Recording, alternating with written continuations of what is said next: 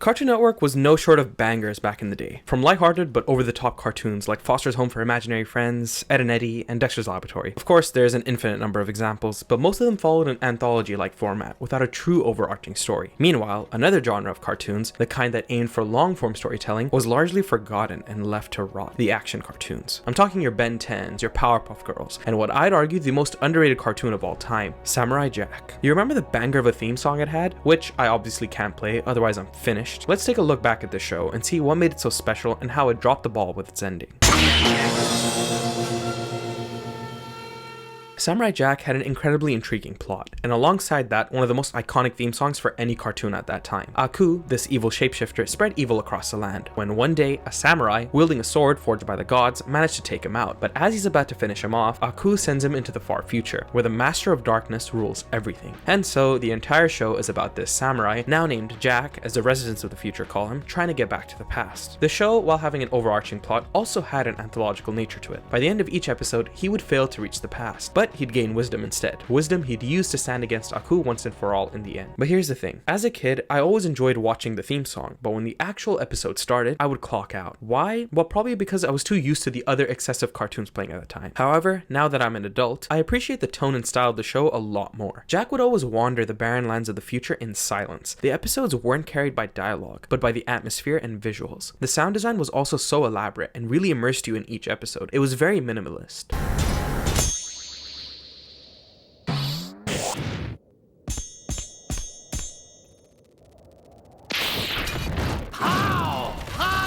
One of my favorite episodes was Jack and the Scotsman. The episode has Jack come across this extremely long bridge where he finds the Scotsman. While their dynamic is extremely fun to watch and one of the core reasons to watch the show, what I want to focus on is the beginning portion. It's just Jack trying to cross this bridge, having to stop every now and then to rest. There's no dialogue, just the calm sound of the wind and Jack's footsteps. It captures the solitude that Jack feels every day. The bridge he has to cross reflects his journey trying to get back to the past. Although he makes a lot of friends along the way, he's ultimately alone on his path. Another standout episode is Jack and the Three Blind Archers. Usually Jack relies on his sight to defeat his enemies, but this time he chooses to understand them by experiencing blindness himself. Easily one of the best choreographed scenes in the entire show, and they reflect Jack's struggle. They were warriors defined by their own mission, unable to see beyond it. Just as Jack's entire mission is to find a portal to the past, often unable to see beyond that, Jack isn't just fighting them, he's fighting what he would become if he let his mission overcome him. We learned that the well they were guarding can grant wishes, but anyone who makes a wish becomes enslaved in the process. Jack in the end chooses to destroy the well so that it may never claim another victim. The episode Jack vs. the Ninja really showcased just how much of a badass our main character is. Shinobi, this cool robot ninja, goes after Jack and uses the shadows to remain unseen by him. And just as he's done before, Jack adapts. And you might think he's gonna use the shadows too, but no. The madman covers himself in a white gi and somehow hides inside the light. One of the most artistic and creatively unique episodes in the entire show, possibly of any animated show. Plus, seeing Jack kick Shinobi's ass satisfied me to no end, especially with how annoying he is in Battle Through Time. And there's one episode that is also not connected to the overarching story, but blows every other episode out of the water: The Tale of X-49. Rewatching this episode made me realize how complex some of these old cartoons really were, and how much of their storytelling would have gone over kids' heads at the time. See, this episode barely has Jack in it. In fact, he's not even the main character. Instead, we follow a robot named X-49. Although a robot, he had emotions and began to grow weary of Aku's violence. So he leaves his service and lives a happy life with his dog, Lulu. But then, Aku threatens his dog and sends X-49 after Samurai Jack. In the end, Jack kills him, treating it as no different from dismantling the dozens of robots he has already destroyed. However, in his final moments, X-49 says, "Lulu, take care of Lulu." Jack turns back to look at him, suggesting a hint of regret. While this definitely serves as a precursor to the kind of themes presented in season 5, this episode is easily one of the best in the show. It doesn't follow the same formula, instead prompting for a melancholic atmosphere and a film noir setting. It even begins with X-49's narration. The fact that Jack is framed as a villain here, holy shit, this episode was...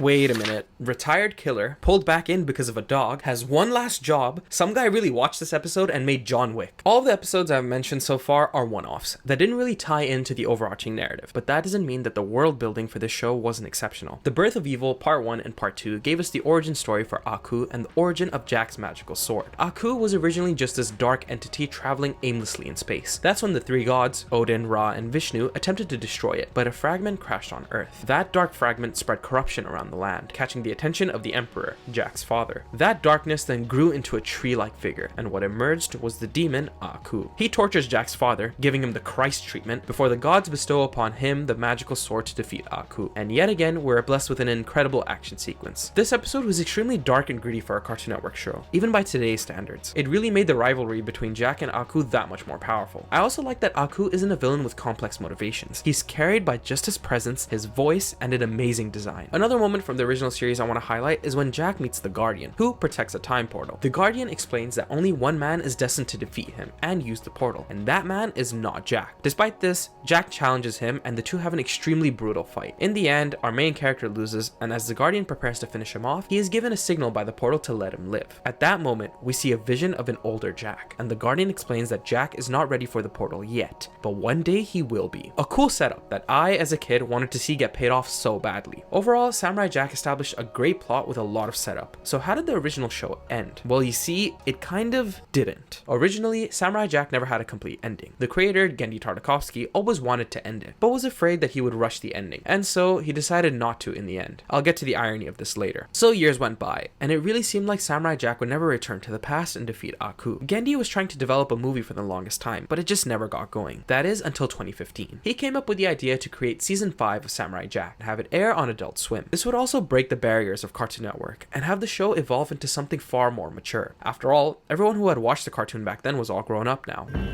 Gotta get back. Back to the past. Samurai Jack.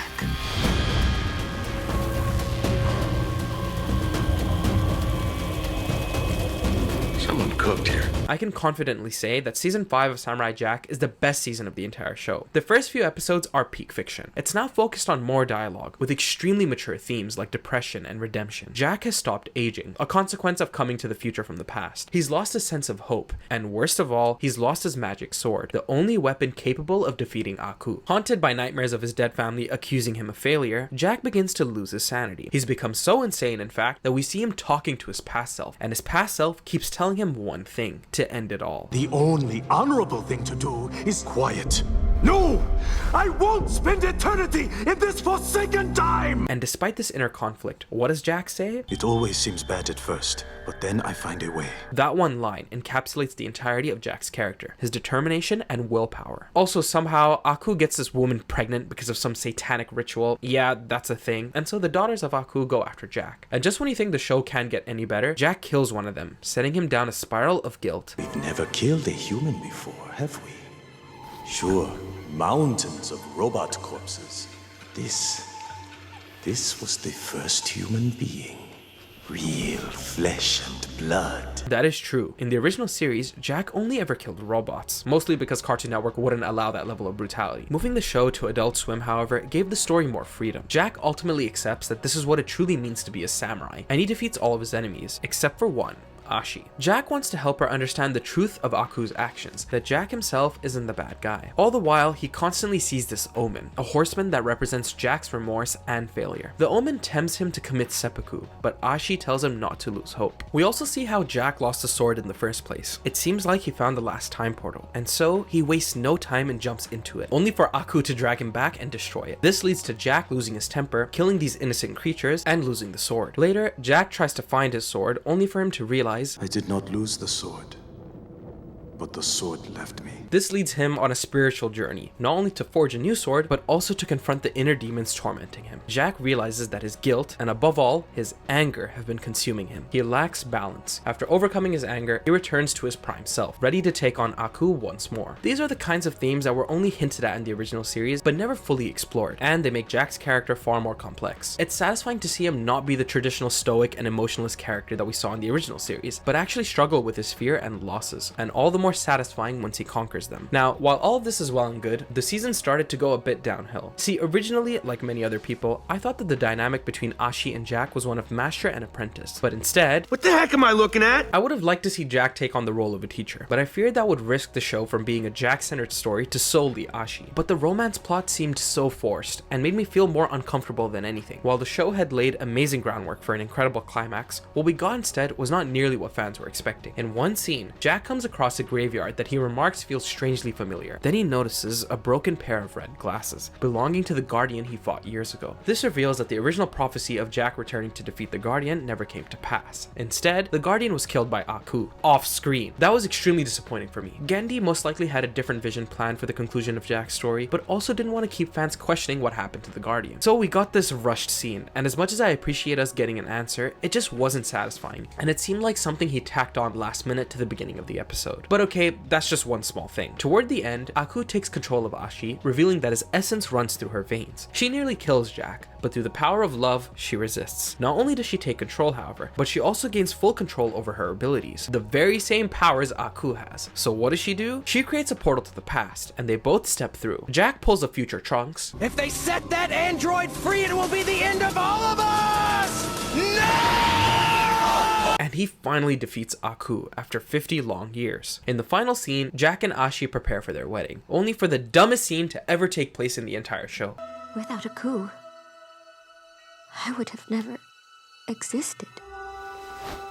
Alright, this has got to be one of the worst and most rushed scenes I have ever seen. Why is Ashi giving us exposition as she dies? Or better yet, why does she randomly disappear in the middle of their ceremony? Even with the whole time travel rules established, it just makes it all super confusing. When Aku is defeated, Ashi falls to the ground and states, I felt him leave me. signifying that he's well and truly vanquished. Why on earth did she not just disappear right there and then? Probably because they wanted her death to feel more impactful if she died just as she was about to get married. But because you can see right through the bullshit, it does the exact opposite. I was just baffled. I thought introducing a love interest for Jack meant that he would eventually get his happy ever after. But when she dies, I'm left wondering, why the did you waste my time? She was built up as this emotional anchor for him, only for her to just fade away? I'm happy Jack returned to the past, but we don't see him reflect on his journey. He made countless enemies, sure, but he made a lot of friends too. Some payoff there would have tied a neat bow to the end. Also, maybe it's just me, but having Jack defeat Aku in the past, the version of him he has no development with, seemed a bit strange. Wouldn't it have been much more cathartic to have him defeat Aku in the future, then he somehow managed to make it to the past and kill off his past version with ease? More than anything, I felt Jack deserved a happy ending. Yes, he returned to the past, but losing his love in the process makes his journey feel hollow. He's essentially back where he started, a lone wanderer without love or a future. Still, I appreciated the symbolism of the ladybug. The season began with Jack destroying robotic ones, but now he encounters a real, harmless ladybug, symbolizing that he is finally free from Aku's terror. But you see, Samurai Jack's story didn't just end there, because in 2020, a hack and slash Samurai Jack video game was announced, called Battle Through Time, and it was confirmed to be canon. Now, I played this game to bits, grinded all difficulties, found every secret chest. It was a time of my life, even though I recognize it's just a really high quality PS2 game. But I'm not here to just talk about the gameplay. What was the story? See, when Ashi created the portal for the two of them to travel back, Aku creates one final trap for Jack. He sends him to these pocket realities, where he experiences familiar moments from episodes from the original series and season 5. It basically just rehashes a lot of the growth Jack had already gone through, from his guilt to his acceptance of his wrongdoings, until finally he returns to the past and defeats Aku. So, what's different? Is it just a fun game that doesn't change the narrative at all? To get the true ending, you have to shoot these hidden collectibles in every stage. Upon doing so, you will unlock one final scene. Jack is sitting alone by that blossom tree, with that same ladybug flying onto him, but this time, Ashi is there with him. And since this game is confirmed to be canon, this is the true ending to Jack's story. It fits much better, especially with all the time travel nonsense, and it makes for a much more compelling end for his arc. It is clear that the 5th season suffered from time constraints. I believe it needed 2 or 3 more episodes to flesh out the ending. It brushed over the prophecy plot of the Guardian, which pissed off a lot of fans. It rushed through the final battle, and they opted to give Jack a bittersweet ending, which completely went against what it set up in the beginning. Many people felt Jack should have stayed in the future after defeating Aku. After all, he had made so many friends and allies there, and he could have had his happy ending with Ashi, without time travel complications getting in the way. But despite its atrocious ending, Samurai Jack shows the potential of what a good revival of a classic cartoon could be. And yes, most of the time revivals are straight ass, but if treated with patience and care, they could evolve the show while not disrespecting the original style. I believe the show is the reason why so many people want revivals to air on Adult Swim, because most people who watch these classic cartoons are all grown up now. We don't need these shitty reboots.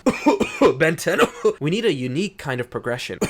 Give us a Ben 10,000 series. On that note, what shows do you think have a completely wasted ending? What are your top 5 Samurai Jack episodes? Please leave them down below. If you made it to the end of this video, I want to thank you from the bottom of my heart. Please leave a like if you enjoyed, and if you're new around here, please subscribe. I make video essays on all kinds of games, shows, and movies. Also, apologies for this video to come out very late. I've been so sick. Have a recommendation? Let me know know in the comments. Please consider joining my Patreon for early access, and if you like stories like Samurai Jack, check out my book The Shattered Absolution. You can find the link down below. I want to thank you once again for watching.